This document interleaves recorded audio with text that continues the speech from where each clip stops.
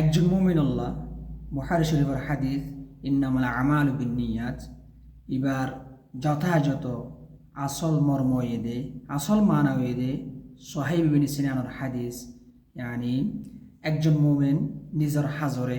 আল্লাহর উপর তাওয়াক্কুল রাখি এহেনভাবে শুরু করিব যদি নিজের হাজম মাঝে মিশনের মাঝে সাকসেস হয়ে দইলে আল্লাহ শুকরিয়া আদায় করিব, যদি না কাম ফেল গিয়ে দইলে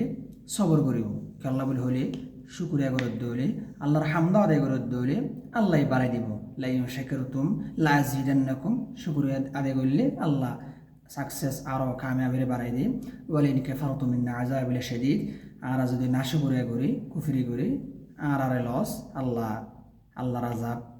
খুব ভয়ঙ্কর, আর লাভ নাই। আর আল্লাহ আর যে এমতাহান করে বলা মুসিবত দিয়ে ইয়ার মাঝে আর খেলে যাই যথাযথ মানা হয়ে দে আল্লাহর হামদা করো যখন মুসিবতের মাঝে সবর করো।